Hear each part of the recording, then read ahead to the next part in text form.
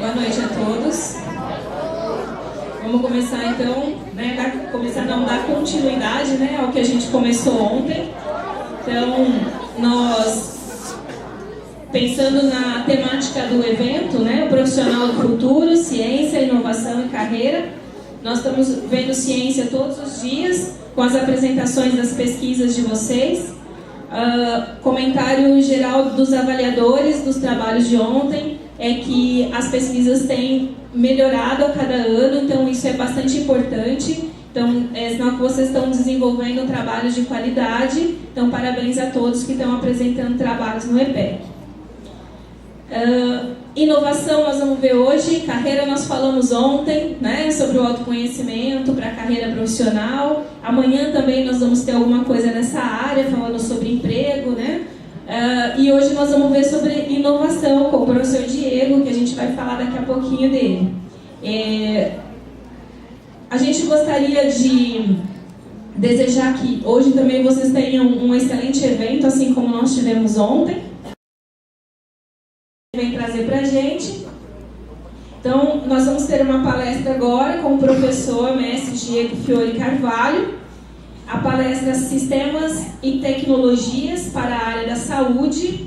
Então, olha aí a multidisciplinaridade, O professor Diego ele é mestre em Ciência da Computação pela USP e bacharel em Informática pela USP também. Ele coordenou diversos projetos na área de tecnologia, tem um currículo aí bastante extenso nessa área e esperamos que nós possamos todos aproveitar bastante da palestra que ele veio trazer hoje. Além dele trazer para a gente alguma coisa inovadora, que ele desenvolveu, que hoje é bastante importante, a gente escutou isso na palestra de ontem, fazer a diferença lá fora, vai trazer como exemplo que a gente também pode, por que não? Desenvolver alguma coisa que se torne inovadora aí no futuro. Então, uma boa palestra para vocês. Vamos receber então o professor Diego.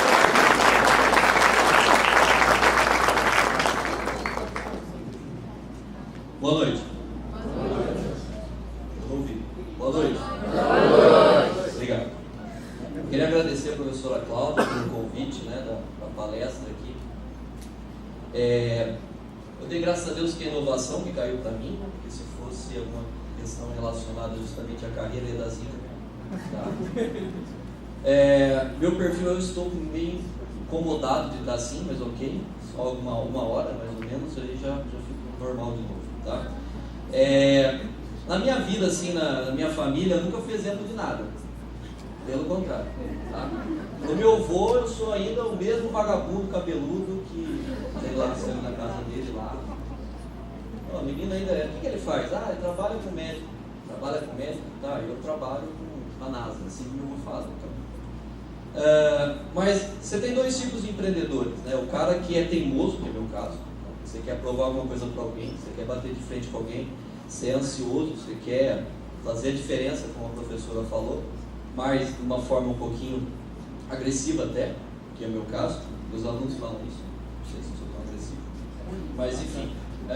Então, nesse contexto, a ideia é que eu vou tentar explicar para você o que você não deve fazer para ser empreendedor.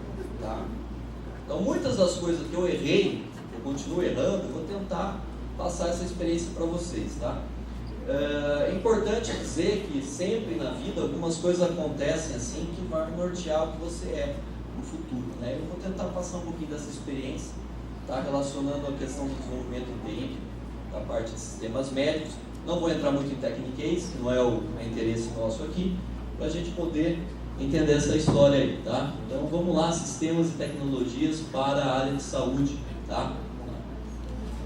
Bom, a ideia da empresa, ela não começou por acaso, Na verdade, eu trabalhei em muitas empresas, desde o começo da minha graduação eu trabalhava, E por sorte eu estava num local como São Carlos, que lá é um berço de muita tecnologia, de muita conversa, em diferentes áreas, A questão do profissional do futuro é importante justamente para a multidisciplinariedade, é uma palavra difícil de falar, multidisciplinariedade, justamente por a nossa característica, de trabalhar em diversas áreas. Hoje o profissional ele não pode só ficar numa área só. Ah, o cara é de exatas. Pô, legal, o cara é de exatas vai estudar cálculo, vai fazer aquilo, vai ser engenheiro, acabou. Não. Hoje as áreas elas são multidisciplinares. Então, você vê, por exemplo, engenheiro de produção. O que é um engenheiro de produção? Minha mulher é engenheiro de produção, até hoje eu não entendi. Mas enfim, vou tentar falar o que eu acho quando eu converso com ela que é um engenheiro de produção. Se tiver algum aqui explicar, fica à vontade. Mas a ideia da engenharia de produção é como um engenheiro que tem uma formação administrativa. Então essas coisas começam a ficar convergindo. Então hoje você tem um curso, por exemplo, de informática biomédica. O cara trabalha na área de TI, mas para a área médica, né? E assim por diante. Né? O profissional hoje, às vezes, ele não está direcionado à atividade fim, ele está na atividade meio, para facilitar para outros profissionais trabalharem. Tá? Isso é um pouco da minha história, tá? Que se confunde com a minha empresa também, até porque a característica do empreendedor está refletida na empresa. Qualquer um, olha para mim, qualquer um aqui pode ser empreendedor, qualquer um aqui pode ter empresa. Tá? Até hoje meu avô acha que eu tenho empresa só para não cortar o cabelo. Tá? Faz sentido às vezes. Mas enfim, vamos tentar ver essa história, mas eu vou relacionar também com o que a gente fez aí, né, o legado que a gente deixou. Né? Começando a minha história, lá quando era pequenininho, criança, né? Eu era bem criança e eu tive um problema de saúde muito sério. Tá? Eu tive um problema que basicamente demorou 8 meses para descobrir o que era. Tá? Eu tive um problema na cabeça. Não vai pensar os 6 alunos, não tem nada a ver com isso, tá? Fica quieto aí, tá? Eu tive um problema na cabeça, tá? E um problema meio raro até, né? Não é muito comum ter um tipo de problema do que eu tinha, né? Eu acho que isso reflete o que eu sou hoje também um pouco, né? Com certeza. E aí, foi uma batelada de exame que eu fiz em N cidades, nossa, era furado em tudo que era braço, exame de imagem, ressonância, na época não tinha uma resolução que não tinha hoje. Tomografia, e vai, ninguém sabia, o menino está com o diabo no corpo, é uma desgraça, nossa, que é um inferno, então enfim. Tá? Então eu tive um problema sério de saúde, que eu tive que passar uma batelada, eu vivi muito tempo em hospitais também, quando era criança, até descobrir o que eu tinha.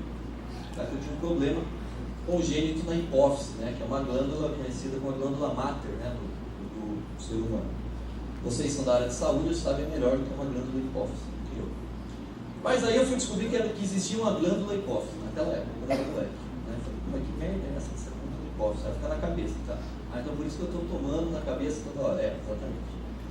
E aí foi, eu já estava ficando nervoso, criança já nervosa, já viram como eu sou hoje, né? Então, e aí descobriram que eu tinha, tá? Tinha um problema lá, que era até um certo ponto raro, e aí acabei entrando lá num programa de uso de um medicamento controlado, que se chama Umatrop, né?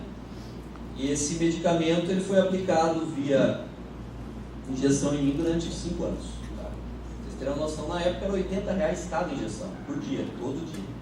Então, na época eu falo assim, passando para os valores de hoje, né? Então, um tratamento uma fortuna. E graças a Deus eu consegui isso via o governo, né? Então, por incrível que pareça, eu devo muito ao Hospital das Clínicas de Campinas, Unicamp, eu entrei num programa e esse programa me auxiliou muito, que era um programa de alguns brasileiros que estavam trabalhando essa ideia desse teste desse medicamento, né, em escala mundial, que os americanos lançaram. E eu aí fiquei 5 anos tomando esse medicamento. Graças a Deus hoje eu levo uma vida normal. Tá? Por eu viver sempre dentro de hospitais, muitas vezes, né, foi uma coisa meio complicada. E aí, uma decisão que eu tomei ali. O que vocês acham que eu queria ser quando eu crescer? Tá? Tudo menos médico. Tudo menos médico. Tá?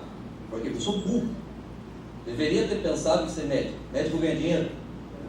Só isso que o médico faz? Só ganha dinheiro? Não, o médico faz outras coisas também. Mas enfim, nesse contexto eu sempre fui ligado à tecnologia. Em casa era aquele menino que quebrava as coisas para quebrar, eu consegui consertar, aquela coisa que vocês já conhecem, daquele sentimento inquieto, que é aquela criança inquieta. E aí eu decidi seguir a área de tecnologia, trabalhar na parte de computação, que foi o meu caso, né? E me identifiquei muito com a área. Mas tem coisas na sua vida que não muda a chave, você fica ali com aquilo na cabeça. Meu diagnóstico demorou muitos meses para sair. Pô, por que será que tantos meses saiu um diagnóstico tão simples quando se achou? Será que a tecnologia da época não dava conta do recado? Será que eu tive o azar de cair, sei lá, com um problema que era um pouco raro, os profissionais não sabiam? Então isso sempre foi uma coisa que antes de dormir ficou na minha cabeça. Até que um dia eu decidi trabalhar com isso. Tá? Hoje eu trabalho com imagem médica. Não foi por acaso, né? Eu acho que se for um karma da minha vida ou uma situação que eu deveria ter que enfrentar, essa é a situação que eu enfrento hoje.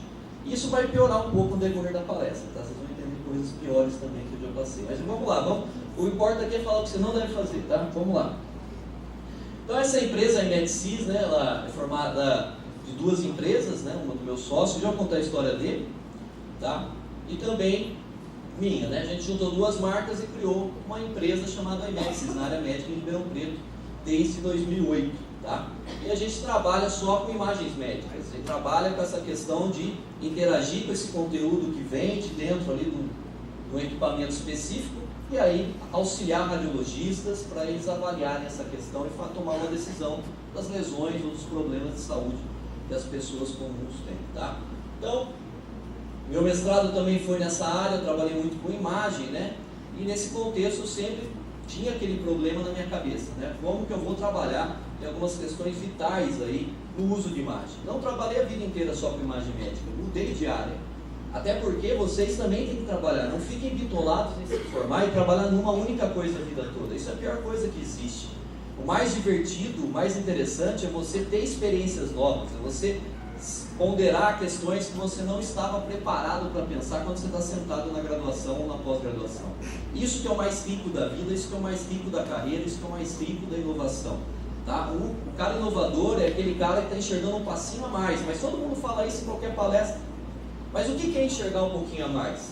É sentir o problema, tá? É passar pelo problema, se pôr na posição do outro com aquele problema, independentemente da área. Um fisioterapeuta auxilia muito um médico, tá? Um psicólogo auxilia muito um psiquiatra, e assim por diante. Os tratamentos, todos os itens são complementares. Todas as áreas se complementam de um modo ou de outro, tá? Esse é um recado importante para se passar.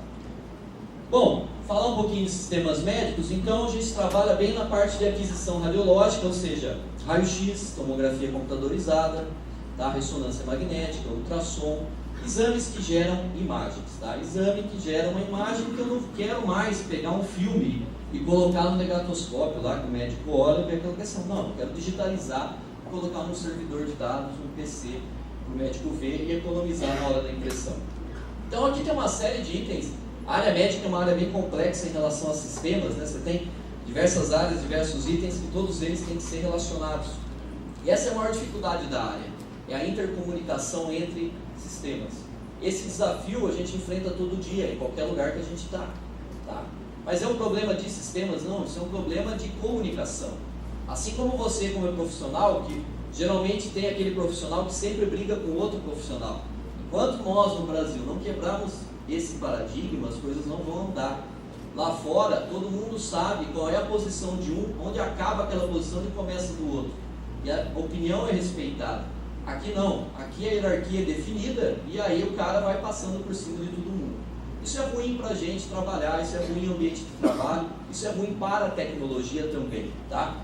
Então existem ambientes que são mais propícios à aquisição tecnológica, outros não. O importante também do momento da tecnologia é saber se cabe àquela organização a capacidade de implantar ou não. Como trabalhamos com hospitais e clínicas, muitas vezes a gente acha, olhando, que aquele local ainda não está preparado porque tem uma série de itens que eles têm que enfrentar antes de receber uma tecnologia. Na cabeça de vocês vão trabalhar na área aplicada, na área ou de gestão, você tem que saber que não é sempre a tecnologia que vai resolver seu problema. Muitas vezes é questão de processo, que falta na maioria dos locais. E o software, como todo mundo pensa, vai resolver tudo que é problema. E não é verdade. Se não tiver um processo bem definido, uma ferramenta para auxiliar, nada disso vale a pena. Então, nesse contexto, vou falar rapidamente do Lyria e já vou entrar na história minha, senão vocês dormem, tá? O Lyria Pax, né, que é o nome que a gente deu para o sistema, né, o sistema Lyria Pax, é um sistema que nada mais é que um sistema que faz aquisição de dados. O que acontece? Então você, por exemplo, nosso maior case é o HC, Hospital das Clínicas de Ribeirão Preto, tá? O qual já economizamos mais de 20 milhões de reais, tá? Dentro 10 bilhões de dólares, já saiu em várias revistas, vou comentar aqui. A gente conseguiu economizar muito nesse hospital porque nada lá mais é impresso há muitos anos. Tudo é digitalizado, tudo vai direto para um browser, como se fosse lá o seu Edge, o seu Firefox, o seu Chrome, ou no seu celular você vê as imagens médicas. Então não tem mais essa necessidade. E além disso, o que a gente trabalha também é a questão de auxílio diagnóstico.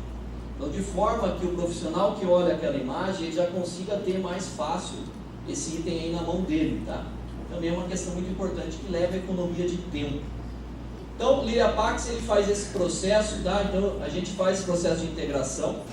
E ele começou, como que começou essa ideia? Então, remete bem a ideia minha da infância que eu tinha esse problema, tá? E também uma demanda que caiu no nosso colo na época que a gente estava lá. Às vezes vocês estão pensando em sair aqui, fazer uma carreira, seguir lá, um hospital, etc., ou trabalhar em algum outro local que é da sua área que você estudou, mas vocês têm que pensar também que às vezes você pode seguir carreira solo, tá? A gente tem muitos problemas no Brasil, mas ainda é um país, o nosso estado de São Paulo é um estado muito rico, um estado que dá para evoluir muitas questões empreendedoras.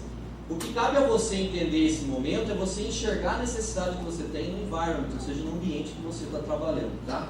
Então foi isso que a gente enxergou, né? A gente não é melhor que ninguém, a gente enxergou essa necessidade na época, era um problema real, tá? E aí a gente teve uma estratégia muito agressiva, né? Foi um cliente grande que a gente chegou e falou assim, olha, a gente resolve o problema. Na louca, 2 caras falam assim, vamos resolver essa ideia, vamos ver o que a gente vai fazer, vamos resolver esse trem, esse é um desafio pra gente. Eu sempre fui movido a desafio na minha vida, tá? Até vou contar uma história, eu tive um chefe que eu brigava com ele pra caramba, tá? Esse cara eu brigava com ele igual cão e gato, eu não aguentava o cara sempre virava pra mim e falava assim, ó, Diego, então prova pra mim que funciona. Aí eu tinha que me matar e resolver para fazer esse negócio acontecer. Em 2003, 2004, eu trabalhei em São Carlos numa empresa, eu tinha esse chefe que acabava comigo e sabe quando você vai dormir com raiva do cara? Tá. Hoje esse cara é meu sócio.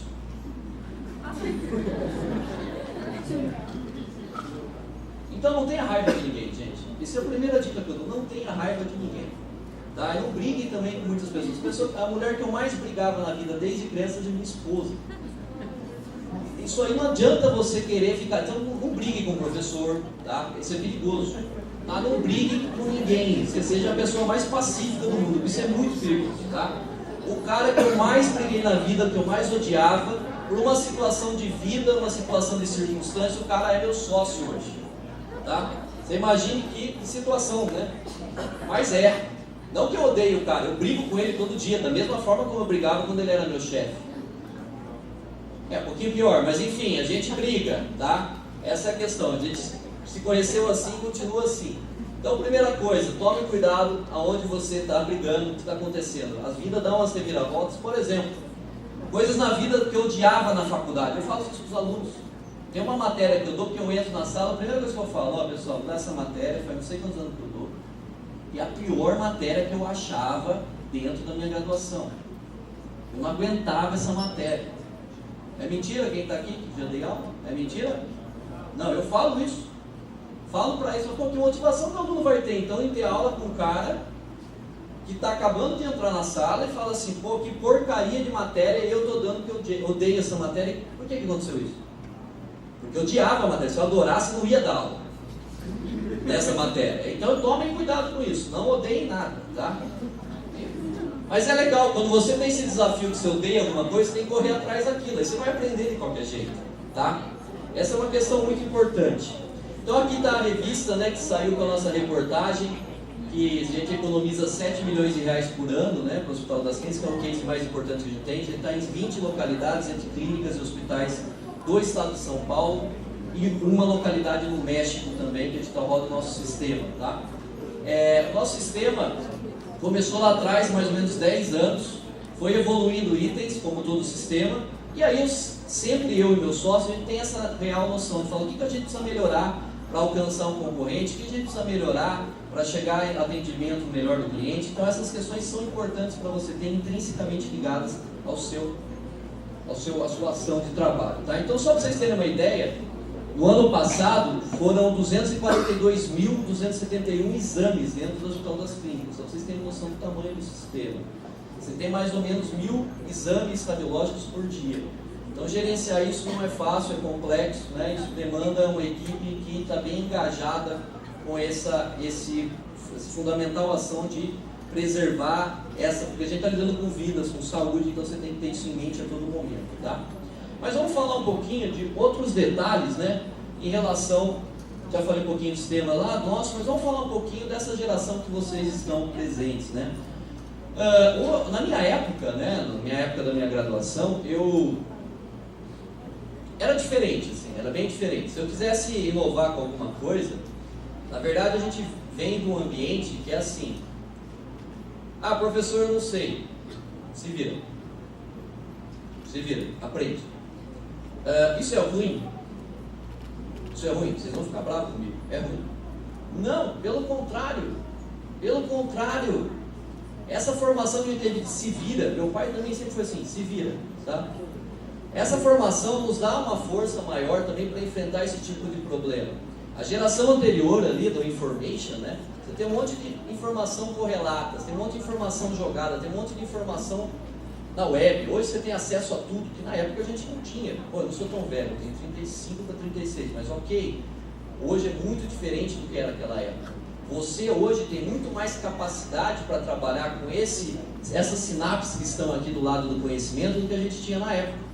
É muito interessante essa questão hoje que você tem acesso a tudo de forma rápida, de forma fácil. E isso é um problema também. Tem um lado bom e um lado ruim. O problema é que você acaba não sedimentando nada. Você vê um monte de coisa e não vê nada, tá? Então essa característica é importante. As ferramentas do futuro na área de TI, as ferramentas independentemente da área que você for atuar, vão atuar nisso. Não só pegar e passar a informação para você uma vez, isso aí não ficou em você. O importante é ficar em você, tá? Essas ferramentas vão dar um boom nos próximos anos absurdamente, de forma a você sedimentar o aprendizado que você via jogado, tá? Então a geração de vocês têm que tomar muito cuidado. Quem vai ser o diferencial daqui 1 ano, 2, quando vocês estão se formando? O diferencial vai ser o cara que faz essa sinapse aqui, ó. Não importa a área que ele trabalha. É o cara que faz relacionamento. É o cara que fala assim, olha, então, eu usei esse pedacinho aqui, será que não funciona ali também? Vou tentar. Independentemente da área que você trabalhe, não é empreendedor o cara que tem empresa e vence. Não, empreendedor é o cara que está dentro de qualquer local que tem essa ideia. Será que se eu fizer essa mudança não vai melhorar meu processo? Qualquer área que você trabalhar. Seja dando aula, seja no local onde você estiver trabalhando, qualquer localidade. Essa é a diferença que você tem que pensar na sinapse e não na informação jogada, como muitas pessoas trabalham e como eu percebo também, inclusive nos meus alunos isso, tá? Existem mudanças e conflitos de gerações, né? Eu fatalmente briguei e ainda brigo, vou continuar brigando com meu pai, com meu avô. Não, meu avô parei de brigar, mas meu pai eu brigo ainda bastante, né? Até porque nós somos muito parecidos. Não devia ter falado isso, né? Mas enfim, vamos lá. A gente briga muito. Por que a gente briga muito? Porque há um choque de gerações. Mas a gente tem que respeitar isso também. Perceba que existem desde lá dos baby boomers, né, famosos baby boomers da década de 45 e 50, que é a época que meu pai nasceu, até a geração de vocês, que nasceu aí depois de 95, não estou exagerando? 95, né? Então, depois de 95, o choque já é totalmente relacionado a tipo de geração. O filho do meu sócio, quando ele mexe no celular, sabe mais que eu, tem 5, 6 anos, né? Que é assim que vocês veem todo dia. Tá? Então, agora as soluções, agora a inovação vai estar ligada para esses caras. Tá? E o pessoal mais velho não tem mercado? Não. Morreram? Não. Tem mercado. Mas uma outra área, uma área de gestão, uma área de pensar além, pensar fora da caixa, na área da experiência. Tá? E é legal você respeitar isso e extrair das pessoas dentro do ambiente de trabalho o melhor das gerações. Eu, por exemplo, meu sócio não é desse país, ele é mexicano. E eu trabalho também com um peruano. Alguém já conheceu um peruano? Não? São doidos, completamente doidos, tá? Peruanos são doidos, mas ok, mexicanos piores, ok, vamos lá. Então, mas é legal esse choque de cultura que a gente tem lá na empresa. Por quê? Eu falo uma coisa para um, aí na verdade fica 2 caras, né? Que a gente está conversando, às vezes as brigas maiores saem 2 brasileiros com 2 gringos. E os caras se juntam para brigar em nós. Mas essa troca cultural é importante também, tá? Respeitar essas diferenças é importante em qualquer ambiente, tá? E eu acho que isso que fez a diferença em alguns casos com a gente. Oi? Não, de boa, estou aqui. Bom, então, nesse contexto, eu, na verdade, eu sou motivado muito a desafios. O cara fala pra mim, não funciona, putz, é pior que xingar minha mãe. Tá? É verdade. Tá? Não funciona é a pior coisa que xingar minha mãe. Então, pra mim, eu sou movido a desafio, mas você tem que ver como você é movido. Se você é movido a aprender alguma coisa, difícil nessa geração. Se você é movido a oportunidade, ou seja, ganhar dinheiro, ou se é movido também a crescimento pessoal ou satisfação, ou se é movido a mostrar para o seu pai que você tinha capacidade, no meu caso. Então, enfim, você tem várias formas de se trabalhar nesse contexto inovador. Você tem que entender a sua necessidade, o desafio, a oportunidade e o conhecimento. Nesse contexto aqui, existe uma coisa dentro das empresas que vocês têm que saber, principalmente, esses são detalhes aqui do Vale do Silício, né, da área dos Estados Unidos, que quando uma empresa, ela inicialmente começa, tá, ela tem uma data para morrer. Tá? Esse é o nosso caso. No Brasil, 8 meses é a data de mortalidade da maioria das empresas. Então, quando você criar seu negócio, não fique triste se você falir. Se seu pai criou um negócio e faliu, não fique triste porque ele faliu, porque ele aprendeu. Tá? Eu já errei várias vezes para acertar uma. E olha que eu acho que eu mais erro do que acerto. Então isso é normal acontecer. E a geração de vocês tem que estar preparada para isso. Não é se jogar numa ponte, se deu errado tudo que você pensou. Pelo contrário, você aprendeu, você teve uma experiência, você pode melhorar para a próxima passada que você for dar. Se você tiver o gás para isso, tá? Então é natural acontecer essa mortalidade. Então aqui esse gráfico aqui do Vale da Morte, né, que é chamado, você tem um time aí de desenvolvimento entre o produto e o mercado. Isso gera muita mortandade em empresas de pesquisa e desenvolvimento, que é o nosso caso, ou empresas que você for trabalhar que tem essa característica tecnológica. A tecnologia muda muito, você tem que se adaptar a ela rapidamente. Bom, ter empresa, como é que é ter empresa? Então, empresa é complicado, tá? Não é tão maravilha não. Então você tem um cara que é chamado contador, no caso do meu pai ali. O seu pai é contador, você está ferrado. O cara não deixa eu tirar porque é meu, velho. Você imagina que situação ridícula. Você está comendo macarrão e pai, posso comprar um computador? Não. Até aqui, tu vai, pronto. A empresa é minha. Não, não pode. Mas por que não posso? Aí você faz aquela choradeira, enfim, parece criança. Então, não sei. Eu acho que a maior burrada da minha vida é meu pai ser meu contador. Tá? Mas enfim, vocês imaginem. Então, a primeira coisa que você tem que fazer, criar uma empresa, não trabalhe com seu pai, velho. Não trabalhe com seu pai, com a família, não trabalhe com ninguém com sua família, pelo amor de Deus. Não cometa esse erro. Não cometa esse mesmo erro, pelo amor de Deus. Ah, mas meu pai me ajuda. Não, não ajuda, não. Tá? Olha meu sócio, olha o naipe do cara. O cara que era meu chefe, né? A empresa também não é uma multinacional, não. Tá lá em São Carlos, lá, centro comercial, tem a galerinha lá programando, cara descalço e tal, né? Esquema meio Google e por aí vai. Além disso, você tem aluguel, luz, condomínio, funcionário, imposto, gestão, tudo isso vai acarretar no seu trabalho. Uma coisa importante, que isso eu já fiz e dá certo, é você ser cara de pau. Se você pensa ser empreendedor, se você quer causar, se você quer ter uma oportunidade, seja cara de pau. Professor, Diego, mas por que cara de pau? Você está falando que você é um picareta, é isso? Só picaretas vencem? Não, não estou falando isso. Pelo contrário. Muitas situações, você tem um não como resposta. Sempre você tem um não como resposta. Tá? É claro que o meu pai, eu já sei que a resposta é não. Mas ok, beleza. Tirando a situação do meu pai, que eu já sei a resposta. No mercado você sabe que o não você já tem. Então, às vezes, você tem que buscar uma oportunidade. E para buscar oportunidade, você tem que ser cara de pau. Tá? Como que você é cara de pau? Esse cara aqui é o ministro da saúde. Vou mostrar um exemplo típico que eu acabei fazendo. Não sei se vale a pena repetir, mas estou tentando falar. Vamos lá. Esse é o ministro da saúde, o atual ministro da saúde, Ricardo Barros. Como eu trabalho na área de saúde, né, falei, eu preciso falar com esse cara de um problema que ocorre, que eu estou trabalhando, que só ele pode resolver, porque já passei por N esferas, já fui em televisão, já fui em jornal, só todo mundo, né? E, porque o cara é pequeno, então ele, né, vamos lá. Então, descobri onde o cara ia, falei, pô, esse cara vai em tal evento em Goiânia. Pô. E aí fiz uma arapuca. Eu quero falar com esse cara. Mas você é louco? Cabeludo, noiado, vai chegar, vai abrir lá para falar com o cara, com o ministro? Sou. E daí? Às vezes a loucura, às vezes umas coisas doidas dessas é o que faz a diferença também.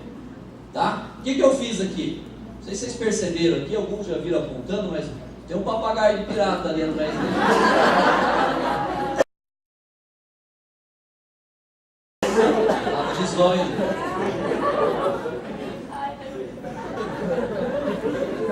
Esperei ele tirar essa foto. Depois eu vampirizei.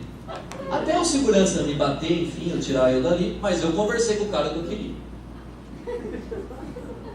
Ô professor, mas isso é exemplo para se dar numa palestra? Não, exemplo do que não fazer, tá? Mas só estou falando para vocês, às vezes questões extremas como essa de cara de pau ajudam muitas vezes. Às vezes a gente tem que sair um pouco fora da caixa, tem que ser o doidão, tem que falar alguma coisa diferente, tem que tentar movimentar a coisa para ver se ela anda de forma diferente, porque o igual todo mundo faz. Tá? Então essa é uma questão importante, ser cara de pau. Então eu fiz isso, consegui falar com o cara 1 minuto e 40, mas ok, tá bom. Na próxima vez eu tento mais. Outra coisa importante são as experiências que você tem na vida. Não economize. Não economize com viagem. Não economize com experiência boa. Não economize com nada que você for pensar que seu pai fala pra você. Nada. Aliás, seu pai, não fale mais com seu pai até o fim da semana. Tá? Então, sempre você tem que aproveitar experiências. Tá? Essa é a coisa mais interessante da vida. A experimentação, você experimentar locais, culturas. Tá? Muito interessante você chegar e ter essa noção, esse choque de realidade. Isso você vai levar para a vida. Você não vai levar para a vida as outras coisas. Você não vai levar o que você guardou. Você não vai levar nada disso. Tá? Você vai virar pó igual todo mundo.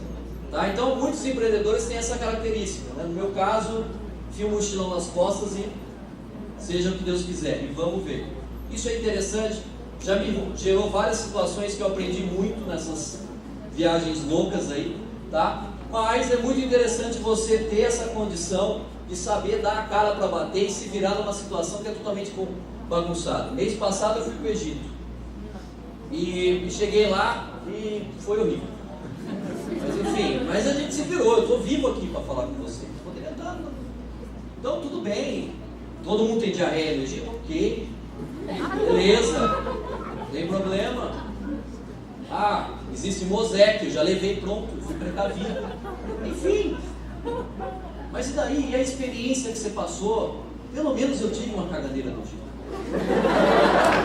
Alguém daqui já teve uma cagadeira do Egito? Não, olha que interessante, pessoal. Essa experiência cultural, por exemplo, você chegar e ter um contato com o pessoal árabe, com o africano, eles pensam totalmente diferente, as necessidades são totalmente diferentes. Tá? Isso é muito interessante para o seu environment, o ambiente que você está trabalhando. Quem trabalha em qualquer área, você começa a enxergar, nossa, isso aqui não funcionaria aqui. Olha, se fizessem assim, nossa, ia dar pra caramba. Essa é a ideia. Qualquer mudança que você faz para um ambiente totalmente diferente, cabe a você um aprendizado do zero, que você tem que se virar e se adaptar a situações que você nem imagina. Tá? Então, existem muitas experiências boas na vida, elas têm que ser exploradas sim, é a minha opinião, eu estou falando só da minha opinião. E tem algumas ruins, tá? Essa, que nem eu falei para vocês, uma das ruins foi a questão da minha infância, tive um problema sério. E uma outra experiência ruim, não levem a mal as experiências ruins te fazem aprender, tá? Foi essa situação aqui, 3 meses antes de casar, meu sócio aparece com uma notícia que ele tem um câncer no pescoço.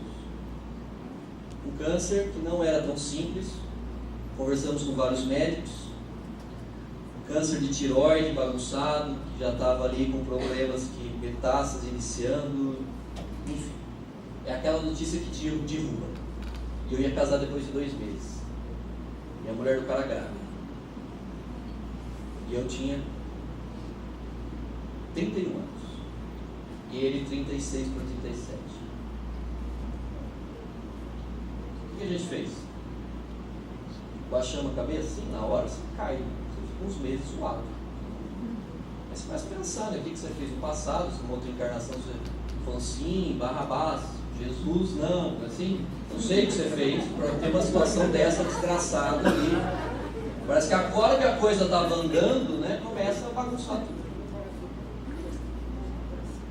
E essa foi a questão, acho que mais power, assim, a questão mais interessante que puxou, alavancou nós. Esse câncer do cara. Olha só que absurdo que eu estou falando. Às vezes as coisas ruins quando acontecem não é à toa.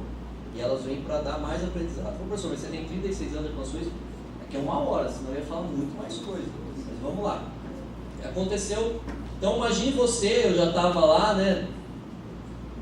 Eu já estava no ambiente médico, então quis entrar junto e aquela coisa toda, né? Não acreditava até ver o cara abrir a garganta dele. Eu falei, não é mentira isso, mentira isso. Então são situações que você acaba passando. Mas o que isso trouxe de vantagem? O que trouxe isso de benefício para a gente? Hoje eu trabalho com câncer. Hoje eu desenvolvo sistemas para câncer. E isso vai, para mim pelo menos, pode ser que sirva para nada, mas para mim é uma satisfação pessoal que eu tenho. Então não reclame da sua vida, não reclame da situação que você foi imposta. Essa situação às vezes é isso que vai te alavancar para fazer alguma coisa útil na sua vida. Tá? Essa decisão a gente tomou justamente na questão dele. Como a gente tem muita porquê, eu quero ver a imagem disso, eu quero analisar o que é isso.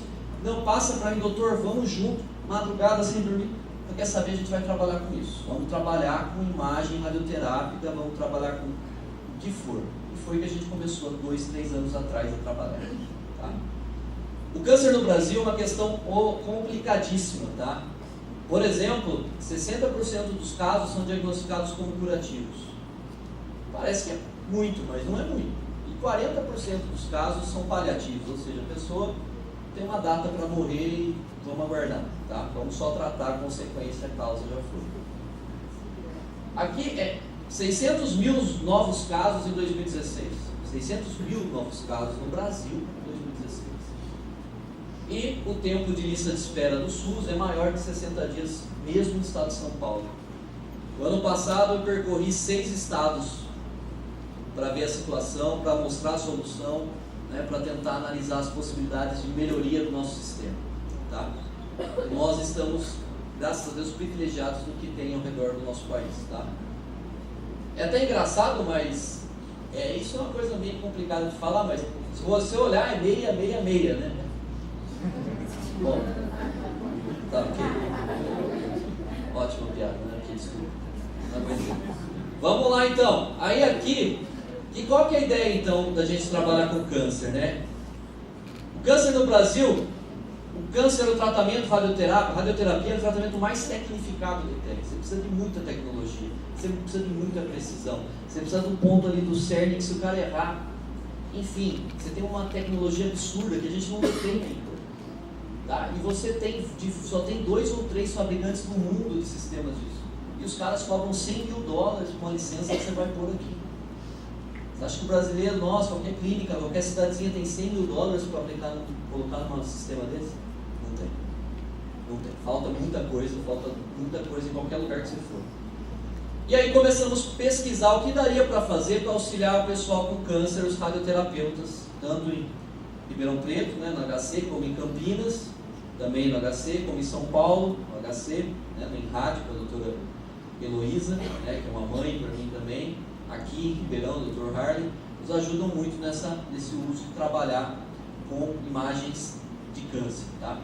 Então, o que a gente pensou? Olha, muitos locais, o câncer, por exemplo, ele é mapeado como se fosse uma tatuagem, onde vai entrar a radiação da pessoa. Né? O câncer de mama, né, se não tem a retirada da mama, você tem essa questão aí, que fica ali até ele terminar o tratamento, tem vários tipos de tratamento, então é uma coisa complicada. E aí a gente pensou, por que não auxiliar com o sistema de imagem médica, auxiliar os médicos justamente nesse processo? Tá? E foi aí que a gente investiu muito. Graças a Deus, há 3 anos atrás, eu escrevi um projeto com meu sócio, mandando para a FAPESP, e ela aprovou um PIP para a gente, que é um projeto de incentivo à pequena empresa. Esse projeto de incentivo à pequena empresa, no total, nós temos R$1.600.000 só para investir na criação dessa ferramenta. Vocês sabiam que existia esse tipo de projeto? Qualquer um de vocês pode pedir. Tem editais lá que você pode pegar e colocar, de qualquer área. Então existe isso ainda no Brasil, só que não é muito divulgado. Mas se você quer criar uma solução para o governo, se você quer uma demanda que você enxerga e quer buscar seu lugar ao céu, existe local para isso. Tá? E foi o que a gente foi fazer. Tá? Escrevemos esse PIP e a gente começou a desenvolver o CIPRAD. O CIPRAD é o Sistema de Informação Radioterápico, né?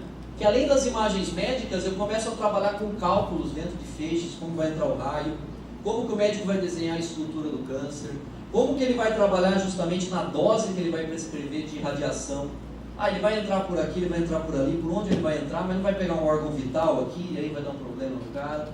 Tudo isso tem que estar dentro dessa ferramenta, e a complexidade dela é imensa para essas questões. Então, aqui está o screenshot do CIPRAD, tá? Qual que é a ideia desse tipo de projeto?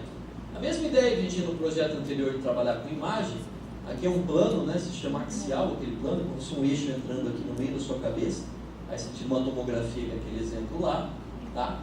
Então você tem um plano axial, aqui nós automaticamente geramos as outras vistas para o médico, esse é o plano lateral, que se chama sagital, e esse é o plano de frente do coração, que se chama coronal. Com essas três visões, o médico começa a desenhar as estruturas. Ele desenha quadro a quadro e fala assim, olha, isso aqui é um órgão que eu quero preservar, não quero radiação dele. Esse aqui é o tumor, eu quero que no cerne dele receba radiação. E por aí vai, é isso que faz essa ferramenta. A visualização dela tem 3D, né? Tem que fazer em 3D muitas vezes, porque ele quer girar, ele quer saber por onde vai entrar. Então isso aumenta a complexidade computacional de se desenvolver uma solução dessa. Que isso é um dos maiores desafios nossos, é trabalhar nesse eixo 3D imaginário. Então, nesse contexto, né, como eu comentei, deixa eu pegar aqui, eu trouxe um vídeo dela funcionando, tá? Deixa eu pegar aqui, olha lá. Aqui a gente atuando no Outubro Rosa e o Novembro Azul. Então a gente agora já está no Novembro Azul, né, mas trabalhamos no Outubro Rosa. Então aqui está um aparelho lá em Ribeirão, né, que está trabalhando, tem também a unidade de São Carlos que a gente está ajudando. E a partir dessas análises aí de mamas e próstata, a gente está trabalhando justamente esse mapeamento com os médicos. Então, se vocês perceberem, automaticamente naquele desenho lá em cima, ele vai clicar lá o médico em vermelho, a ferramenta vai gerar automaticamente todas as porções da mama, sem o cara ter que desenhar slice a slice, slice a slice, fatia a fatia, até para mapear a mama inteira. Então, a gente trabalha nessas soluções, como aqui dá para ver na direita, né? Mapeou a mama de forma automática, foi menos de 10 segundos. O que ele demoraria, por exemplo, 5, 6 minutos desenhando na mão. Aqui é um outro exemplo, é próstata, né? Então ele vai desenhar uma região de interesse ali que ele quer preservar, tá? Então ele vai usar essa ferramenta adaptada e aí ele vai determinar a região lá em cima que ele vai colocar, parece uma pera, né? Ali naquela questão, ele vai ativar a técnica e a técnica vai mapear a próstata inteira do cara em poucos minutos. Ele fala assim, ó, tá aqui, pode irradiar, tá aqui, tá preservado, pode dar continuidade no tratamento. E aí ele coloca isso aqui. Então tem técnicas de um pouco de inteligência artificial que tem que usar, né? Parte de geração automática de valores aí. Aqui é um exemplo 3D finalizado, ele gera o corpo do indivíduo e sabe por onde entrar, os raios, ele vai estudar por onde que ele vai entrar, então tem a próstata, sabe que tem a bexiga, sabe que tem o baço, sabe que tem o rim, ele vai falar para o físico médico, fala assim, ó, entra por aqui. E aí ele vai programar software para entrar pelaquela localidade para irradiar justamente no planejamento radioterápico, tá? Então isso a gente já está usando aqui no Brasil com ferramenta nossa, com tecnologia nossa, né, que é interessante. A ONU diz que deveríamos ter 600 aceleradores lineares no nosso país, só existem 280. A gente está defasado em metade. Acelerador linear é o que vai mandar o raio para matar o câncer, tá? Então é uma questão que ninguém quer trabalhar com câncer, gente. Se você olhar uma residência num hospital, o mínimo que tem de residente é onde? Oncologia e radioterapia. Ninguém quer trabalhar com isso. Por quê? Você quer trabalhar daqui até o fim da sua vida só com desgraça todo dia? É onde eu vou atuar. Não como médico, mas assim, não tem problema. Eu já dou aula com um monte de aluno, imagina que é desgraça todo dia. Olha só, a maioria está aqui, você não tem noção de aguentar esses caras. Vocês não têm noção de aguentar esses caras.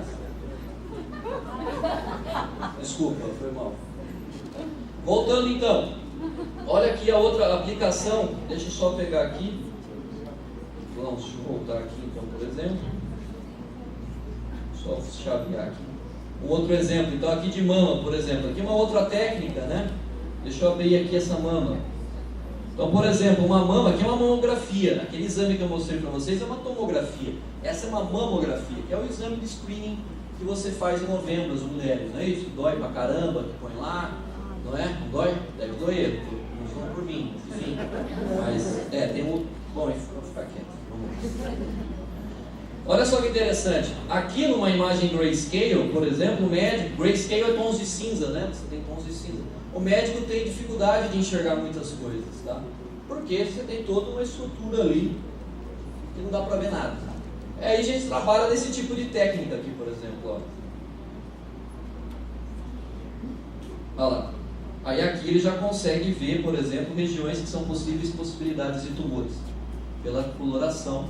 Aí ele fala, olha, esse canto aqui não está legal, vamos trabalhar de uma forma, faz outro exame, ou vai para outro procedimento, vamos analisar o que é isso melhor, ele vai examinar por a mão, tem uma coisinha aqui, não sei, vamos ver, não, isso não é nada. Tá? Então esse tipo de coisa, a tecnologia ajudando, né? Por exemplo, isso. Então é uma coisa muito nova, né? É difícil você ver, e é uma coisa que você aprende todo dia, isso que eu acho legal, uma área que você tem que estar fora da caixa o tempo todo. Deixa eu pegar, se você trouxe um outro exemplo. Acho que eu trouxe aqui. Aqui já é um outro exemplo, né, de uma tomografia. Essa é uma tomografia de crânio, né? Parecida, olha a resolução que eu tinha na época, né? Ó. Isso aqui é um exame com um tomógrafo antigo, né? Olha, uma resolução que você não vê nada de crânio, né? Então, o que faz os equipamentos novos, né? Tecnologia nova? Como que pode melhorar a ferramenta? A ferramenta pode melhorar para você. Então, isso aqui você não consegue ver muita estrutura. Você vê os dentes do cara, né? Aliás, pelo amor de Deus. Mas vamos lá, voltando, né? Você vê cavidades nasais, desvio de septo, o cara tem, tá ferrado aqui, olha só. Pelo amor de Deus, Dr. Kill. E aí, por aí, você tem as imagens, você não consegue ver muita coisa, né? Agora você tem um outro tipo de imagem. Essa daqui já tem uma resolução bem maior. Essa aqui já tem uma complexidade de detalhe bem maior. Você já consegue ver mais. Vocês estão vendo? Não, né? Enxergue, por exemplo, esse ponto aqui, ó. O que a gente enxerga ali? Eu não sei, mas o médico me disse que são pulmões. Tá? Isso você tem uma ação pela anatomia. Vocês estão, quem é da área de saúde aqui?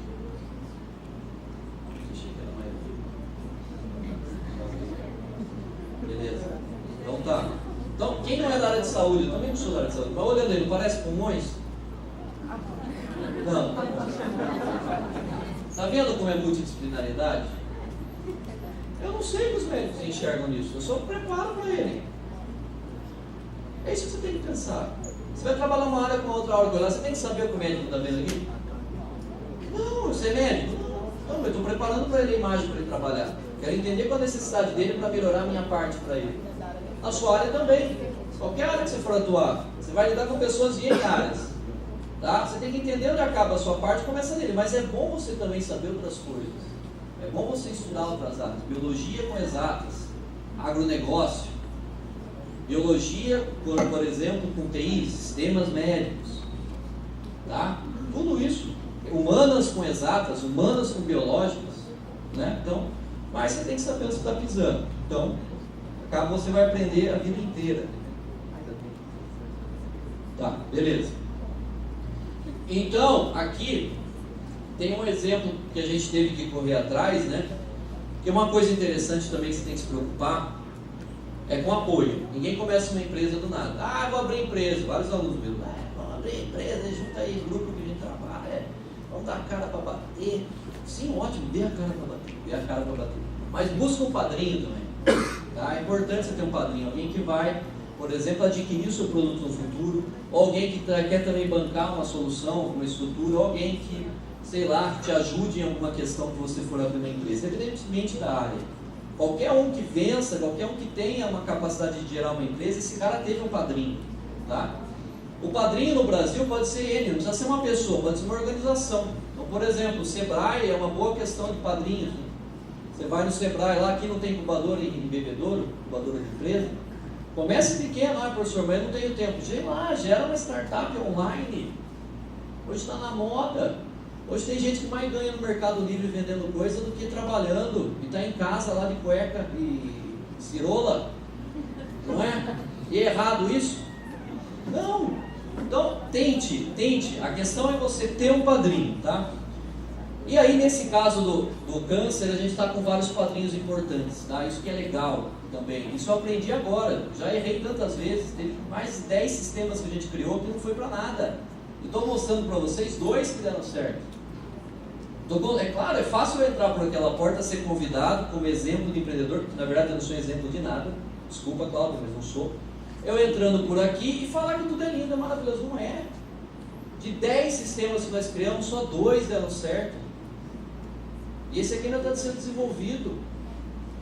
A gente erra pra caramba. Não se cobre porque se você erra. Isso é ótimo. Isso é muito interessante. Busque um padrinho que tente alavancar você. Esse é o caso aqui, por exemplo, que a gente foi apresentar em São Paulo com um grupo de investidores para pôr dinheiro na ferramenta, para pôr dinheiro na estrutura, para pôr dinheiro na solução, para mandar para fora a solução, para ver se a solução vinga também é outra questão, para ver se não tem uma multinacional interessada. Eu sou carniceiro. O que é carniceiro? Carniceiro é carne carniça. Igual a maioria dos alunos que eu tenho. Aliás, vocês sabem, olhando em TI ali, os alunos, olha, cara dele, parece o Seixas, a barba. O outro lá, bom, enfim, olha lá, Guilherme lá, só para você ficar com vergonha, né? Guilherme, o braço, Guilherme. É só para ficar com vergonha. Beleza, então. Então, eu sou carniceiro. O que é carniceiro? Se der tudo errado isso aí, tudo errado, esse sistema que está tentando. O que pode acontecer? 2 coisas. Uma empresa de fora vir e querer comprar a gente. Aconteceu com as empresas de bebedouro, né? Tem, por exemplo, que aconteceu recentemente. Empresa que faz farmácia, não é isso? Sistema de farmácia. Então, vem e compra você. Legal. Do jeito que eu sou carniceiro, eu acho que se uma empresa grande vir comprar, eu vou estar gravando isso, né? Depois eu ver. Capaz de eu pegar e jogar software livre no sistema, só para sacanear. É que eu tenho um sócio. Mas seja carniceiro também, tá? Não aceite qualquer proposta. Quando você está começando, todo mundo quer falar que você vai conseguir isso, que você faz isso para mim de graça, que eu vou acertar isso, mas depois você vai crescer comigo. Caia fora disso. Seja carniceiro. Pô, velho, se você não pagar, eu não vou fazer nada. Ah, não, mas não sei o que, pelo futuro, no futuro, vê no futuro. Tá? Nós erramos muito no começo, que é um recado que eu vou falar para vocês, em todas as áreas, essa história de prestação de amigo, de serviço, não, amor, não existe isso. Enquanto nós brasileiros não tivermos essa capacidade de separar as coisas, como a gente não tem, muitas das coisas a gente vai errar mais. Seja business, o resto é o resto. Tem que separar as coisas. Muitas vezes a gente errou e continua errando, que vem um cara prometendo um monte de coisa para você e depois... o cara tira o que quer de você e você está com a mão na frente e outra atrás, tá? É uma outra dica importante que eu disse para vocês. Então, esses caras que são investidores, eles vão te oferecer mundos e fundos. Eles vão tirar informações de você e levar para outros caras. E daí? Só saiba na hora que você for tomar uma decisão para ver se realmente vale a pena para você. Então, não é entrar de cabeça, cego também, blind, vai pau, vamos ver o que vai dar. Não, também você tem que avaliar isso no decorrer do tempo. Adianta um palestrante falar isso para você? Não. Você vai aprender como? Apanhando.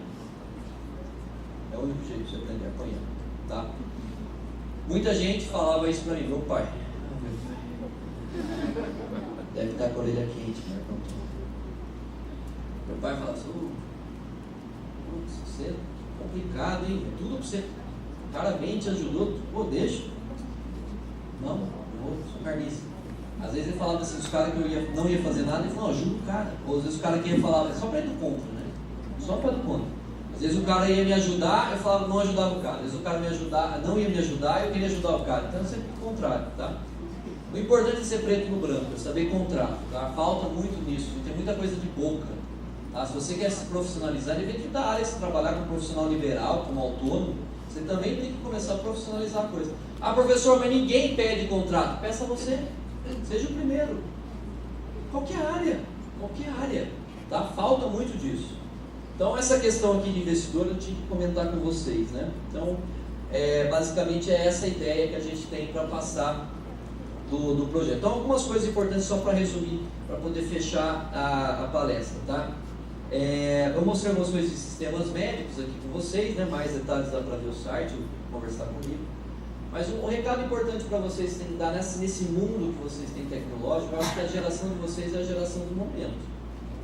Qualquer área que você atuar, se você souber ser um pouquinho diferencial, você vai na frente.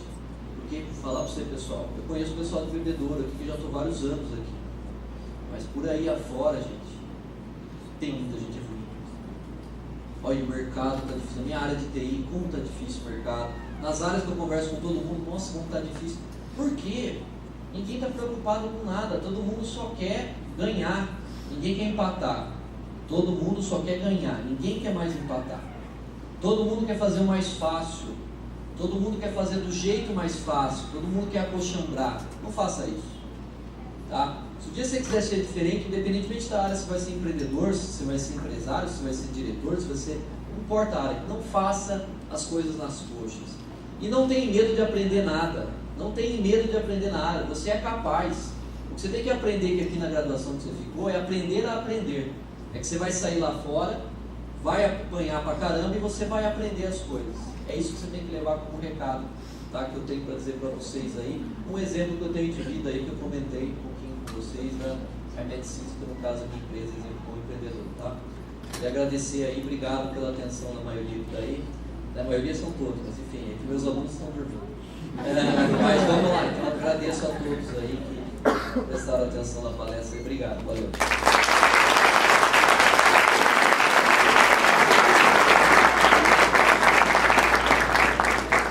Bom, parabéns primeiramente, excelente palestra.